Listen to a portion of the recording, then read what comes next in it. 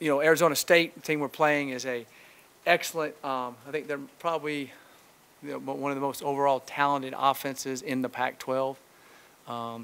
Their quarterback, Taylor Kelly, doesn't get all the big-time accolades probably that the other quarterbacks in our league do, and off the teams that won championships like they did last year.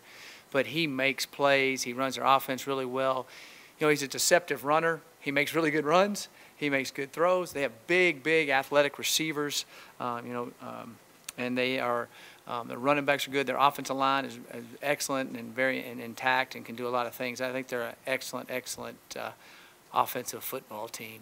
Of course, they're averaging 50-something points a game right now, and that's what they would do. Defensively, I think they've got some good talent. Coach Graham and those guys do a good job on defense there. They're the guy that sticks out to me is Demarius Randall, number 3. He makes all kind of plays, and then they got this big guy that wears number 1. It doesn't look like the jersey even fits him. He's so big and so athletic, Marcus Hardison, and they're a very talented football team, and it's going to be a great test for us. I'm excited about playing here, our first home game really of the year, and at night on ESPNU, so it's going to be exciting. Coach, progress comes in all different shapes and sizes and various degrees. I guess two-part question. One, defensively, where did you see the progress made this past week against UMass? And two, how much progress needs to be made this week to take on your toughest test of the year? Yeah, I thought that we made good progress in the especially the second half at UMass. We pretty much shut them down except for the one drive. We had like 4 different penalties. On that drive, which we've got to stop doing, and I got to figure out some things on that. So we'll get better at that. I thought that the kids started understanding, started tackling better. We fit the run up a lot better this week, this past week at that game. And I've seen glimpses of really good things. I've seen glimpses of really tough things. We're really young on defense, and watching those guys kind of come in their own in the second half was good to see. We had pressure on the quarterback. We had guys making plays they hadn't been making on the line of scrimmage. We had aggressive play in the secondary, which was good. So I think they kind of grew up a little bit there. The team that we're about to play this Saturday is excellent. They're big and powerful and fast, and we're going to have to play much better on defense than we have, and be able to match their intensity and their athletic ability.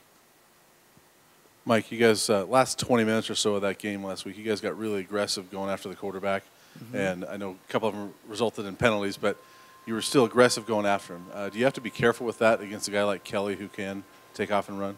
I think you have to be careful, but also if you always sit back, then they'll make plays. I mean, you got to pick and choose your times, and hopefully you blitz right, and hopefully you are aggressive enough, and hopefully when you do different line stunts, you're able to get a guy free, and they run it correctly.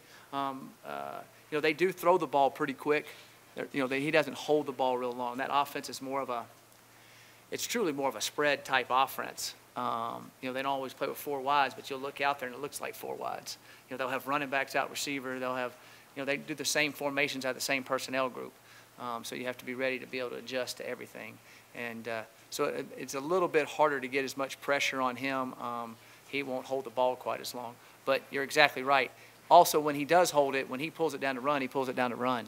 And he does a good job at that. So last year we had him all hemmed up and had everybody covered, and he pulled the ball down on the goal line down there, made about a 18-yard run and got to the pylon before we did. He made a good play. So that's something that we've got to be able to create our rush lanes. But if you just try to stay in your rush lanes all the time and you're very conservative on that, then you never get to him either. So he's a good player.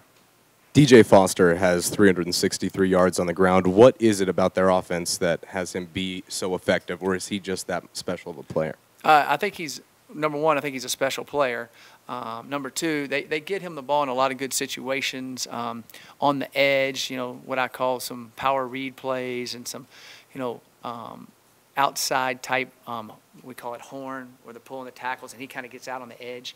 And then he gets running on the side, and he's a good cutback runner. And so that's where he makes a lot of his hay. He gets on the sideline, and then he'll cut back on you. And so we've been working on that, hopefully being able to take the right angles on him. But he's powerful and he's strong. You know, they also get him the ball in the passing game, too.